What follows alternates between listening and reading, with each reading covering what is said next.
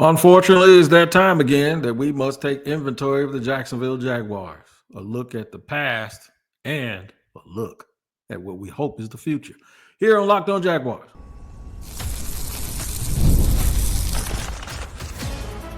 You are Locked On Jaguars, your daily Jacksonville Jaguars podcast. Part of the Locked On Podcast Network, your team every day. It is your team every day here on Locked On Jaguars. We thank you for making us your first listen. Welcome to the Locked On Jaguars podcast that you can find wherever you listen or hear your podcast, and then over on our YouTube page that's called Locked On Jaguars. Also, make sure you go over and check it out so you do not miss an episode. Today's episode is sponsored by Ultimate GM. Use the promo code Locked On NFL, all caps, inside the game store to receive a free boost to your franchise. What up to the everydayers? All right, y'all know what's going on here on Locked On Jaguars. We are going to take some inventory today. We're going to look at the 2023 offseason in hindsight at the end of the show as we give our conclusion to what's going on. We're going to look at the 2022 offseason in even more retrospect. But we're going to start the show by taking inventory. What do we have? What do the Jaguars have for whatever GM takes over this team or continues on with this team? That means either Trent Baalke or somebody new. What do they have? They have a quarterback that they're very, very committed to in Trevor Lawrence, financially committed to. $275 million with a whole bunch of that guaranteed. Trevor Lawrence isn't going anywhere, nor should he. But his well-being and his ability to succeed and what the Jaguars have to do to make sure that that happens should be their priority in the offseason. Make no mistake, ifs, ands, or buts about that. And that goes along with that goes right into who they hire as coach, who they draft, who they retain, who they sign as free agents, and all of those things. I have said it 1,000 times, and I'll say it again. They need to make sure that they fortify that offensive line. I don't care if they have to overdo it. I don't care if they have to use too many resources to do it. Make sure you get it done the same way you've done with the defensive line, which is a rotating defensive line. Interesting part of that is the offensive line can't rotate. That means you really need to hit on those guys. You feel me? You better make sure that you got 6 or 7 really good ones, especially a starting 5, because they don't rotate. They've spent more resources on a rotational defensive line like last year with Mason Smith in the second round. That should have been an offensive lineman. That should have been an offensive lineman. And I know we go, well, we don't do people, we don't do positions, we draft people. And Mason Smith was drafted right where a lot of people thought that he should have been drafted. I get it. I understand. But what I'm saying is the Jaguars should find a way to prioritize the offensive line to the point where they make that pick in the second round, or they move up, move back, do whatever you have to do from this point moving forward. That's why I don't think you can put Trent Baalke, you can leave Trent Baalke over there as the general manager. We talked about quarterback, talked about offensive line. The Jaguars need another big-time wide receiver, and they can't sign him in free agency. They need to make sure that they draft one. Now, you can't draft, if you're looking in the first and the second round, you can't use draft picks on everything. You're not going to be able to get a corner, which they need. We'll get to that. You're not going to be able to get to offensive tackle. You're not going to be able to do all of that and still do wide receiver. Can you imagine if they didn't take Brian Thomas Jr. last year like they almost didn't? More of that in segment 3 when we talk about the 2023 offseason. But this team has a bunch of needs. I think they're going to need a starting safety too. So at some point, I think they need a tackle and a guard. Unless somehow they magically come to the conclusion of the last half of the second half of this season that Walker Little is the answer. They say he didn't give up no pressures the other day, but I could have swore I saw him chasing somebody. But is it too little and too late for him? No pun intended saying it's too little, but if there's a new GM, is that guy going to want to keep Walker Little? Is he going to tag him? Is he going to try to give him an extension right before free agency starts to keep him off the market? Is it valid? Is it worth it to do that? I mean, you're talking about a kid that's been here for 4 years, and they decided they were going to start him the last half of his fourth season. I think he's probably going to force you to make. I don't think you're going to give him a prove it deal. He's going to force you to make a really nice, solid investment in him if he stays here. And I don't think he necessarily wants to stay here. And I haven't heard this from anybody, but it doesn't seem like to me he would want to stay here with the same coaching staff. Maybe he'd want to stay with a new regime. I still think that they need, even though this is not a big priority, I think they need a tight end that is complete. Instead of having a tight end that does this and then another tight end that does that. They're trying to make that Brenton Strange. I don't see him ever really developing into somebody that's so good that he's irreplaceable. I see other teams with 3 and 4 tight ends. Don't even get me started on talking about Josh Oliver and what he looked like on the field the other day against the Jaguars. And TJ Hawkinson. I just think they need somebody that they can use as a dependable weapon.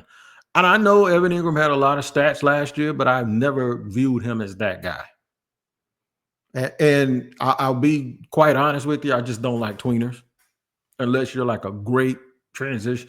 You got to be a real transcendent football player to be a tweener for me to be like, yeah, because to me, there's too many tails with your half wide receiver, half tight end, but you're not very big. You're not necessarily a high point guy. You're not fast. You're decent, but they need help. They still need big defensive tackles. I'm looking at the draft yesterday. One of my listeners out there has been telling me for all year, Mason Graham. Mason Graham's a hell of a player. He would look good in Jaguar uniform too. That's another spot, defensive tackle. And we're talking about defensive tackle, and they just used the 2nd round pick and a 4th round pick last year, and then they extended Devon Hamilton. But somehow they're still rotating everybody over there, man. They got dudes running in and out that are free agents, that are guys that were undrafted, that were off other people's practice squads. So apparently they agree that they need more help, or either that, or they think they got so many guys over there that can play. They either think that they don't have enough, so they got to substitute people all the time, or they believe they got 8 dudes that's good enough to be playing, and that's why they play them all. Linebacker, I think they're okay. Maybe you can add one more player, one more young player to put in that room. I think they're all right with the first 3. Corner, I think they need another one. And there's some good ones in free agency too, man. Real good ones. But are the Jaguars going to be up to spending all of that money that it would take to get a Charvarius Ward? And then what kind of system are they running? What kind of scheme? What kind of defense? What are they going to lead with next year? They got a lot of different nice pieces, but I also think that, like I said, I think they need a starting safety. I don't believe at this point. I don't think that this is a bring Cisco back deal here. It just hadn't really worked out that way, and he was one of the dudes that I was really high on. I got to admit, it just hasn't worked out like I thought. So let's go through it. Let's take inventory of the Jacksonville Jaguars, but we're going to keep this in mind when we do this. They have drafted, Trent Baalke has drafted some players that have shown that they can play in the National Football League. That's not what he was tasked with. He was tasked with building a championship team. So we can't move the goalpost, and we can't sit here and not really listen or not pay attention. Okay? He was drafted to win a championship. I'm going to go over their total overall record with him and Doug Pederson. We'll get to that in just a second here on Locked On Jaguars. Today's show is sponsored and brought to you by Ultimate Football GM, Ultimate Pro Football GM. All you got to do, man, is go to your app store and download the game. I know y'all remember our great partner, Ultimate Football GM, because Ultimate Pro Football GM added an amazing new game mode, and I got to tell you about it. You can now have a football franchise GM and lead it to glory. It now has a new head coach career mode. This is awesome, man. I played it on a plane for 2 flights, and I ruined 2 franchises, but y'all can do it a little bit better than I can, hopefully. It's completely free and has no ads, and it's 100% playable offline. Play on the go as you want and when you want to. There's no timetable. And here's a special offer for Locked On fans. Use the promo code Locked On NFL, all caps, inside the game store to receive a free boost to your franchise. Make sure to get it, as this perk will jumpstart your play and give you the advantage you want in creating a dynasty. To download the game, just visit ultimate-gm.com or look it up in the app stores. Ultimate Pro Football GM. Start your dynasty today. And today's show is also brought to you and sponsored by our friends over at FanDuel, America's #1 sportsbook. Get ready to take and tackle the NFL action with FanDuel America. That's right. FanDuel is America's #1 sportsbook, because right now new customers can bet $5 and get $150 in bonus bets if you win. The FanDuel Sportsbook app gives you everything you need to place live bets on NFL all in one place. So when you get a hunch in the middle of the game, you can check out the latest stats, view live play-by-play, and so much more on the same page where you place your bets. Just visit FanDuel.com to join. You'll get started with $150 in bonus bets if you win your first $5 bet. That's FanDuel.com. Never waste a hunch and make every moment more with FanDuel, an official sportsbook partner of the NFL. All right, we're going to run along here on Locked On Jaguars, take an inventory of the Jaguars. Let me get back to this point that I was making right before I had to pause for the cause real quick. We know that under Doug Pederson's leadership, the Jaguars were able to accomplish something the first 2 seasons that they had not been able to accomplish for a long time, for 2 decades. And that is have winning seasons back to back. They haven't done that much at all, and we're appreciative. 9-8 or 10-9 the first year, if you include the going 1-1 in the playoffs. That had everyone thinking that this organization was on its way up because of where they had been, the previous year since 2018.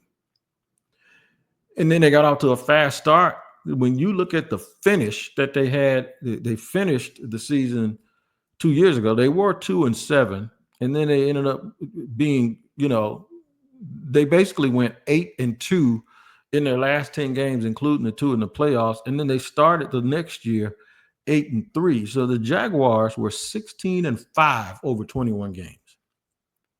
16-5 over 21 games. If you break that down to 18-game season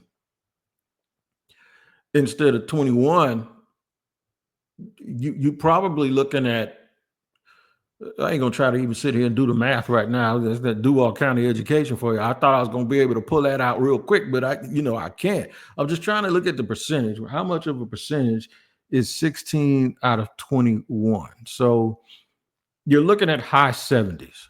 You're looking at a high 70 percentile in winning. So if that's 18 games, what are you looking at? 12, winning 12 games a year? See how quick I did that? Yeah, there you go.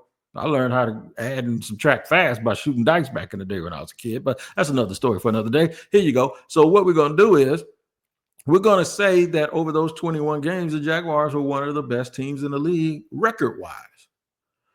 But here's what happens. They fell apart at the end of last year and then started slowly the end of this at the beginning of this year. So they were 8-3 and they ended up 9-8. So that means they went 1-5 down the stretch, right? In their last 6 games. And they started this year out 2-8. So now they're 3-13. And that's a 16 game over a 16 game schedule. That is what it is. It's 3-13. It's terrible. And the thing about it is, this is year 3. It should not be this way. So we're going to look back at what they did in these off seasons. I want to tell you, they got some guys that can play. They got some guys that can be NFL starters. They even got some guys that have probably outplayed where they were picked.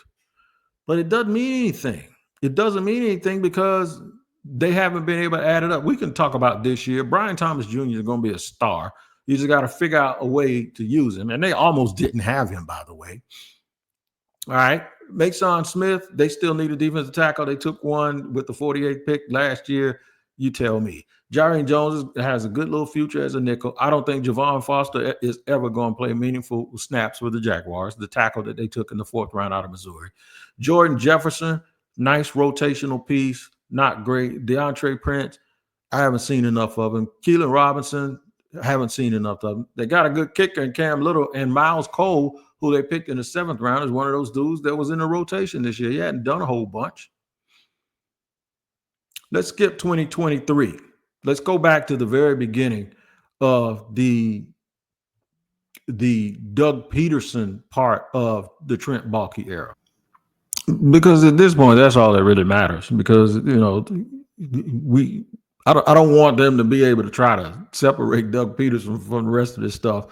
And just y'all know that's like my worst nightmare for you guys. My worst nightmare for y'all is for them to sit here and make everything about the Pederson years and not necessarily include Baalke when it comes to figuring out who's more or who's all responsible for everything, right? I'll even go to 2021. The 2021 was the Urban Meyer years, and that was the draft that was there before Doug Pederson. Of course, they got Trevor Lawrence, and folks are still torn on who and what Trevor is, right? Travis Etienne. There's a lot of people that want Tank Bigsby to be the running back.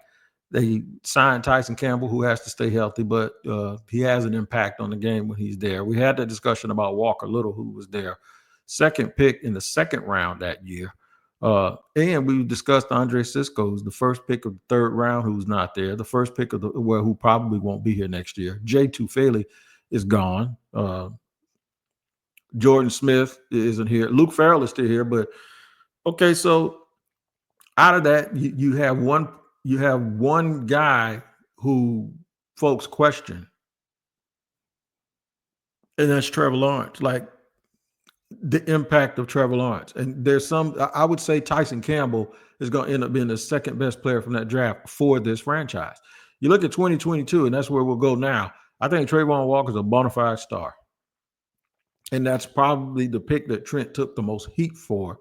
But I think he's shown that he cares about the game, that he does things the right way, and I think he's a bona fide superstar. He's one of those dudes, too, when you combine him with Joshua Hines-Allen, he's one of the pluses that I look at, along with Trevor Lawrence, that people look at and say, okay, that's a plus for the job. And I still think a lot of folks believe Trevor is that. Devin Lloyd was another pick in that 1st round. I don't think he's ever going to live up to that, and that's fine. Luke Fortner was in the 3rd round. 1st pick in the 3rd round. I don't think he has much of a future here. Chad Muma, good, solid rotational player. I think Ventrell Miller has had a lot to do with folks' opinion of him maybe not being as high as you want it to be. Monteric Brown is the other player that's still here. Buster Brown's a nice dime-type corner, and he can give you some minutes also. But still, the first 2 drafts, nothing to really shake a stick at. And then when you look at the guys that were added in free agency, Foye Oluwakan was a good free agency choice for the Jaguars. He has been a home run hit. I mean, they have hit on him like nothing else. But a lot of the other players are gone. They came in and they were here and they were gone. Now you can add in Christian Kirk. You got to wonder if he's played his last game here in Jacksonville because of his contract and him being hurt. Solid. Wasn't necessarily worth it when you look at the big picture, but he did have his play on the field showed that, okay, I'll give you the money or whatever. But his ability to stay healthy, his catch radius, all that, it makes it look like maybe a B- or a C+ signing. Gabe Davis, I think, is a bad signing for them. Eric Armstead has not been a good signing. Brandon Sheriff was okay. I don't think he's been bad, but I don't think he's been great. To me, it's just a lot of money for a dude that's kind of just average. Of course, they traded for Calvin Ridley, didn't work. They traded for Ezra Cleveland. The jury's still out on that. And so now they haven't really hit a bunch of home runs. Evan Ingram is the closest thing offensively to a home run that they've had in free agency. So it's probably Evan Ingram. Foye Oluokun is number one with a bullet. That's easy. Foye Oluokun, Evan Ingram, those are the only people that I can say, and I probably put Sheriff at 3, but those are the only people that Trent Baalke has added to this team that have given this team any kind of long-term impact and value. So, and that's since he's been here. I'm still sitting there trying to think of some people. Yeah, we got people that played well. Rayshon Jenkins played well. Williams played well at corner, but they're not here anymore. They're gone. They were here for 2 years, and that's the point. Shaq Griffin, he's gone, and I'm sure a lot of people are glad of that. So, yeah, there's been a lot of money spent and a lot of free agents signed, but none of them have really turned out or panned out. The draft, I think they've hit on more draft picks than they have free agents. And that's saying something because they haven't hit on a whole bunch of draft picks. We're going to do 2023. We've already done 2022. Let's do 2023 in just a second here as we continue our inventory here on Locked On Jaguars. Today's show is sponsored and brought to you by Game Time. Never let anyone tell you again when you're going to buy tickets that if you're at the last minute, your last minute, it doesn't your lack of planning doesn't constitute an emergency on their part, because that's not true with Game Time. Game Time takes it as a personal emergency when you show up to get last minute tickets. Even after the event started, they'll give you tickets, and then they can cut through the curation process that allows them to get right to the things that you want to inquire about, and not all of these other tickets that are in the way. So take the guesswork out of buying tickets with Game Time picks. Download the Game Time app, create an account, and use the code LOCKEDONNFL for $20 off your first purchase. Terms apply. Again, create an account and redeem code. I'll spell it for you. LOCKEDONNFL, all one word, for $20 off. Download Game Time today. What time is it? It is game time.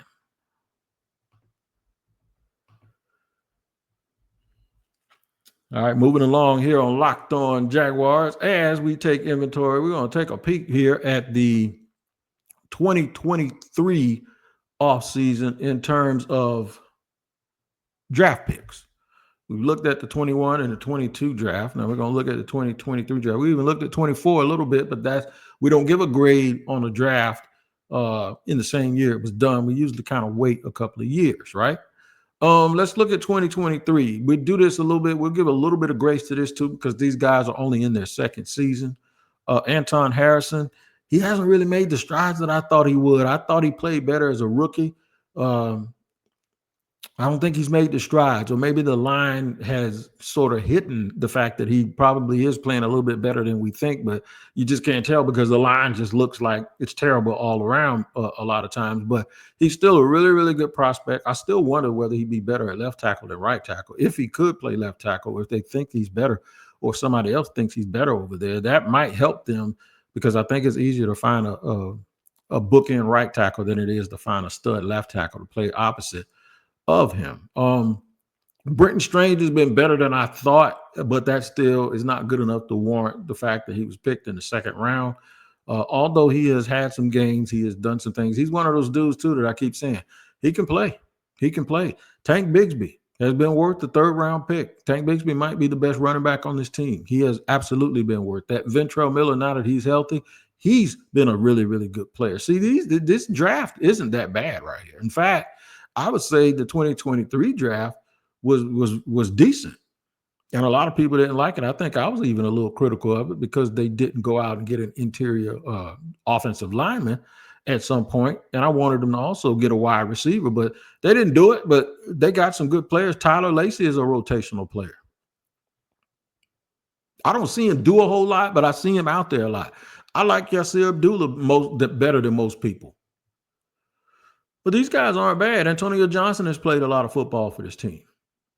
Parker Washington was a sixth-round pick, and he's had meaningful minutes and snaps for the Jaguars. And then Chris Braswell, they tried forever to keep him on the team, but he just didn't make it. I think he might be back on the practice squad. But Cooper Hodges is also a dude who can't stay healthy, but they have him here. So there's a lot of names. But sometimes when I look at these names, I'm thinking like, okay, proving that they can play is one thing.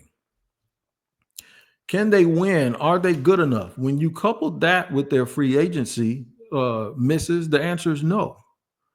We talked about those stretches where the Jaguars were 16-5, and since then they've been 3-13. Well, add all of it together and include all of the early games, even the early part of Doug's transition. The Jaguars are 21-25 overall in the last 2.5 seasons.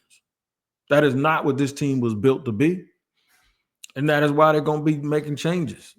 What changes are they going to make? I know they're going to make a coaching change. I think this shows you that they need to make a general manager change. There's no GM around the league. I don't care who you are. You can be Jimmy Johnson from back in the day, Ron Wolf, or Bill Walsh. I've named those guys are the creme de la creme when it comes to talent evaluation. You can just ask anybody that. They'll tell you over the last 30 years that those guys are some of the best that have ever done it, right? And there are a couple of more that you can throw in there that have done real good job of team building over the years. But those are the three, to me, that kind of set the standard in terms of drafting and picking players.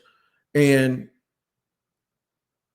even by their standards, everyone you don't always hit on draft picks. You just don't. Nobody does. Belichick and them won championships without hitting on a bunch of picks, but they did hit on a bunch of them. They hit on Tom Brady, who's the GOAT. They drafted Richard Seymour, who's a Hall of Famer. They drafted Teddy Bruschi, who should be a Hall of Famer. They drafted Willie McGinnis. They drafted a lot. They drafted Gronk, who was a first ballot GOAT tight end. They made some good choices, over the year. Julian Edelman, they have had some really, Matt Light. They picked some really, really good players in New England. Go back to the secondary, the guys that they took, Asante Samuel and Ty Law, and they made some really, really good picks. Lawyer Malloy. So don't sit here and fool yourself and say they didn't get it. They weren't drafting well in New England. Yeah, they missed on a lot of people, but they drafted a boatload of dudes that have a lot of all pros and even in the Canton. And when you draft two guys that are considered the best ever at their positions in Brady and Gronkowski, and you get a whole lot of grace to miss on those other picks. That's not the point. The point is what has this group done, and where's their championship? And remember, Trent picked Doug Pederson to be his coach, and then he had a hand in picking Ryan Nielsen. So those things go to him too. I don't want people to let him separate himself from the coaches that he chose. Picking players is a part of it. Picking coaches is another. Picking your scouts is another responsibility. The atmosphere, the messaging, and all of those things that go into running a good organization, all of those things matter when you're trying to win a championship. They are 21-25 in their last 46 games. That is not good enough. And I don't trust Trent Baalke to make the right pick at coach again. I don't trust Trent Baalke to pick. Right now, somebody told me the Jaguars they're picking first. I don't trust him. I don't trust him. I trust that he can pick a player that's going to be a good player in the league, but I don't trust that he's going to build the team the proper way. And I also don't think that he's going to be the guy that the top coaches are going to want to come and play for. And I think Shad Khan needs to make a move for all of these reasons that I just told you in our inventory. Make sure you tap into Locked On NFL each and every day. It's 2 shows a day. Tyler Rowland, the Madman, in the morning, and then me in the afternoon in the barbershop, running it down all up in people's business. We both use the local experts that know the teams like nobody else. It's a double shot of NFL every single day, wherever you get your podcast. All right, so we got a lot of stuff coming up later on in the week. May do a mailbag for tomorrow and talk about some names. I know we have our crossover Thursday with Matt Derrick, my brother. He's going to preview this butt whooping we're going to get this Sunday. And then we'll do a game preview on Friday, of course. We'll do all of that here on Locked On Jaguars. Make sure you tap in each and every day. Take care of each other. I'll see you next time.